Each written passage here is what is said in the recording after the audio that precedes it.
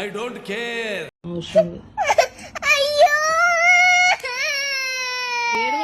வணக்கம் நண்பர்களே, பேசுகிறது நானே, கேட்குறது நீங்கள். First of all happy birthday to தளபதி.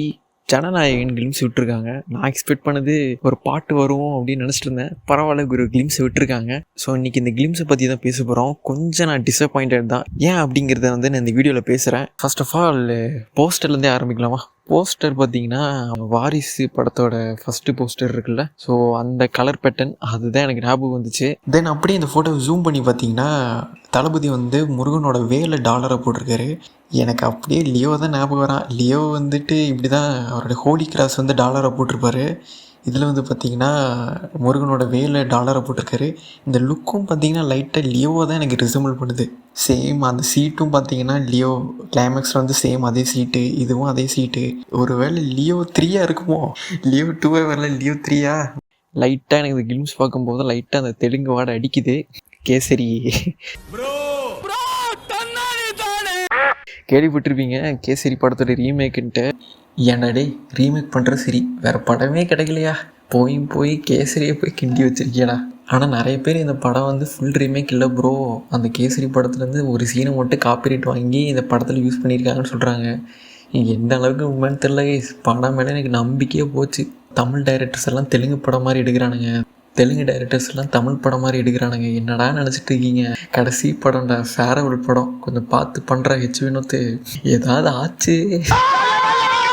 அந்த அனிருத்தோட பிஜிஎம் பார்த்தீங்கன்னா, அனிருத்து என்னன்னா இந்தியன் 2க்கு யூஸ் பண்ண மியூசிக் பிஜிஎம்ஸ்லாம் டிராஃப்டில் போட்டிருந்தேன். என்ன அந்த பிஜிஎம் எங்கே போட்டு வச்சுருக்க? அனிருத் வந்து குக் பண்ணி நம்மளுக்கு தருவான்னு நினச்சா நம்மளை குக் பண்ணிட்டான். என்னோட கூலி ரஜினிகாந்துக்கு மட்டும் நல்ல பிஜிஎம்மாக போட்டு அவனை சொல்லியும் குத்தமில்லை கைஸ். எவ்வளோ படம் தான் அவனும் பிஜிஎம் போடுவான். அவனுக்கு வந்து க்ரியேட்டிவ் பிளாக்லாம் இருக்கும்ல. பார்ப்போம், டீசர்னாலே இப்படி ஒரு பிஜிஎம் போட்டுக்கலாம், படத்தில் வேறு மாதிரி செஞ்சுருப்பான் தலைவன். அண்ட் இந்த கிளிம்ஸ்லேயே பார்த்தீங்கன்னா சில சிமிலரான ஷார்ட்ஸ்லாம் இருக்குது. இந்த ஷார்ட் பார்த்தீங்கன்னா கரெக்டாக கத்தியை போடுறாரா, சேம் இதே ஷார்ட் வந்து பிளடி ஸ்வீட் அந்த கிளிம்ஸ்லேயே இருக்கும். அண்ட் இந்த ஷார்ட் பார்த்தீங்கன்னா கரெக்டாக அந்த வீலில் சுற்றுற மாதிரி ஒரு சீனு, சேம் இதே சிமிலர் ஷார்ட் வந்து பேடாஸ் சாங்லேயே இருக்கும். அண்ட் இந்த டீஸில் நிறைய அந்த கத்தி பேஸ்டு சீன்ஸ்லாம் இருக்குது. அண்ட் கத்தியை வச்சு தான் அந்த விஜய்ங்கிற டைட்டிலும் வருது. போஸ்டர்லேயும் கத்தி தான் இருக்குது. ஐ திங்க் இந்த படத்தில் கத்தியை வச்சு ஏதாச்சும் பண்ண போகிறாரா, நான் கத்தி வித்தை காட்ட போகிறாரா என்னன்னு தெரில, படம் பார்த்து தான் தெரியும்.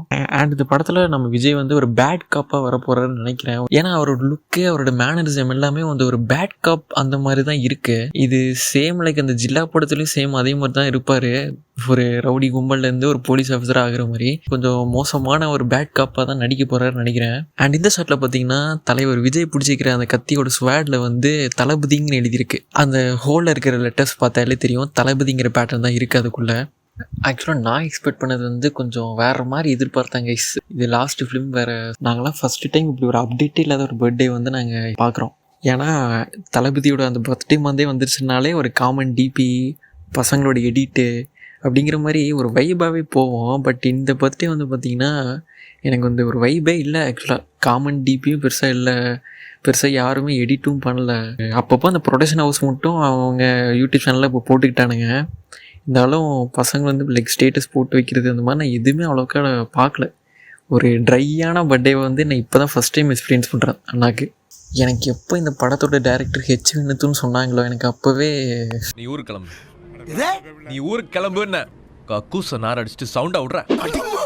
இந்த படத்தை வந்து பேசாமல் ஒரு வெற்றிமாறனோ ஒரு அட்லிக்கோ கொடுத்துருந்தா நல்லாயிருக்கும். அட்லியே காப்பி அடித்தாலும் ஒரு பிளாக் பஸ்டர் கொடுத்துருவாங்க, பார்க்குற அளவுக்காச்சும் எடுத்துருவான். எனக்கு இந்த ஜனநாயகங்கிற டைட்டில் பார்த்தாலே நான் எக்ஸ்பெக்ட் பண்ணது வந்து ஒரு complete fan base movie. And as a Thalapathy fan நான் எக்ஸ்பெக்ட் பண்ணது வந்து இது வந்து ஒரு பொலிட்டிக்கல் ட்ராமாவும் இருக்கக்கூடாது, ஜஸ்ட் ஒரு நார்மல் தளபதி ஃபேன் மூவியாக இருக்கணும் அப்படின்னு தான் நான் எக்ஸ்பெக்ட் பண்ணேன். But God has other plan. ஃபுல்லாக இந்த படம் ஃபுல்லாகவே ஜனநாயகன் டைட்டில் பார்த்தாலே தெரியுது, ஃபுல்லாக நம்ம பொலிட்டிக்கல் இன்ஃப்ளூயன்ஸ் தான் இந்த படம் ஃபுல்லாகவே. இது அவரோட அரசியலுக்கு பேஸ்டு வந்து பேசி தானே ஆகணும். ஒரு படத்தை அவர் ப்ரொமோட் பண்ணணுன்னா கண்டிப்பாக ஒரு படம் இப்படி நடிச்சு தான் ஆகணும். பட் அது தளபதி ஃபேனு ஒரு பொலிட்டிக்கல் ட்ராமா சர்க்கார் அப்படி தான் இருந்துச்சு. பட் சர்க்கார் அந்தளவுக்கு இருந்தால் கூட ஓகே தான் எனக்கு இந்த படம்.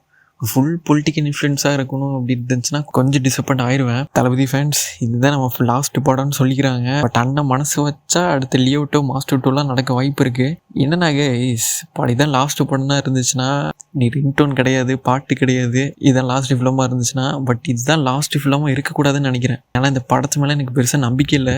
ரொம்ப மாஸ் மூமெண்ட்ஸு அப்படின்ட்டு இருக்குமான்னு தெரில கைஸ். சாங்ஸ்லாம் வந்ததுக்கப்புறம் தான் முடிவே பண்ண முடியும். வாரிசு 2 மாதிரி இல்லாமல் இருந்தால் எனக்கு ஓகே கைஸ். எனக்கு இந்த கிளிம்ஸை பார்த்தாலே எனக்கு லைட்டாக தெலுங்கு வடை வடிக்குது, ஹெவியாக அடிக்குது.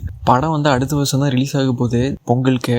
ஸோ இப்போதைக்கு பக்தர்கள் எல்லாரும் இந்த கிளிம்ஸை வச்சு கொஞ்சம் அமைதி காக்கும் அப்படிங்கிற மாதிரி விட்டுருக்காங்க.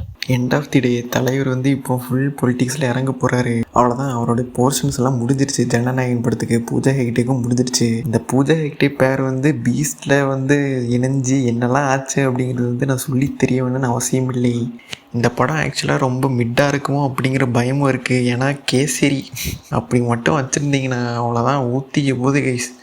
ஏன்னா ஏன்டா ரீமேக்காக எடுக்கிறீங்க? இது ஹெச்னதுக்கு உனக்காச்சு கொஞ்சமாச்சும் ஒரு சீனை வந்து நீ வந்து அந்த படத்துலேருந்து எடுத்திருக்கேங்கிற.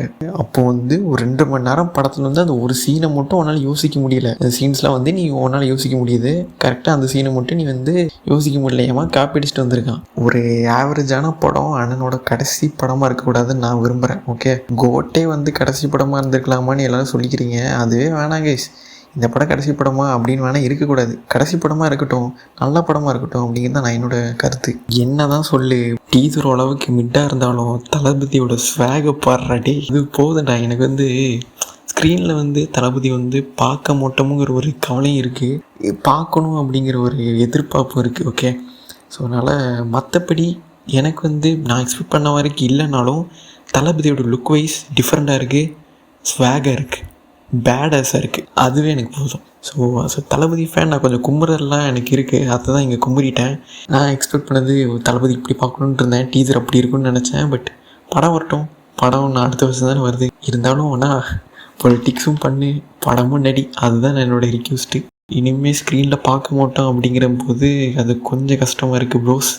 கொஞ்சம் ரொம்பலாம் கஷ்டம், கொஞ்சம் என்ன ரொம்பவே கஷ்டமாக இருக்குது. ரீரிலீஸ் பண்ணுவாங்க சில மூவிஸ்லாம். அப்படி பார்க்குறத விட புது மூவிஸ் நடித்து அந்த வைபே தனி இல்லை. அந்த அப்டேட் வரும்போது, புது சாங்ஸ் வரும்போது, ஸோ அந்த மாதிரிலாம் இனிமேல் மிஸ் பண்ண போகிறோம். தளபதி ஃபேன்ஸ் எல்லோரும் இப்போவே நல்லா என்ஜாய் பண்ணிக்கோங்கடா. அவ்வளோதான், முடிஞ்சு அவருடைய சினிமா வாழ்க்கை இப்போட முடிஞ்சு பார்த்துக்கலாம். அவரோட முடிவு தான், யாருக்கு தெரியும். திடீர்னு லோகேஷ் வந்து மாஸ்டர் 2 அப்படிங்கிற மாதிரி ட்விட் போட்டார்னா அவ்வளோதான், முடிஞ்சேன் நான். லியோ எல்சியூவில் வேறு வரணும், எல்சியூவில் லைட்டாக ஒரு கேமியோ கொடுத்தா கூட ஓகே தான். ஸோ சினிமா வாழ்க்கையை ஃபுல்லாக முடிக்காமல் லைட்டாக அப்பப்போ சில மூவிஸில் வந்து கேமியோ கொடுக்குற மாதிரி அப்படி இருந்தால் கூட எனக்கு ஓகே தான் கைஸ். அதுவே போதும், உன்னை ஸ்க்ரீனில் பார்த்தா போதும்ண்ணா அந்த மாதிரி. ஸோ ஜனநாயகன் கிளிம்ஸ் வந்து உங்களுக்கு எப்படி இருந்துச்சு அப்படிங்கிறது வந்து கமெண்ட்ஸில் சொல்லுங்கள். எனக்கு வந்து நான் டிசப்பாயிண்டட், நான் எக்ஸ்பெக்ட் பண்ணது வேறு, இங்கே கிடச்சது வேறு. ஸோ உங்களுக்கு பிடிச்சிருந்துச்சுன்னா கமெண்ட்ஸில் தெரிவிங்க. மறக்காமல் லைக் கமெண்ட் ஷேர் பண்ணிடுங்க. 1K அடிக்கிறோம். சப்ஸ்கிரைப் பண்ணிவிட்டு வீடியோ எண்ட் பண்ணிக்கோங்க. அது வரைக்கும் உங்களிருந்து விடை பெறுகிறேன். Hostel Vista baby.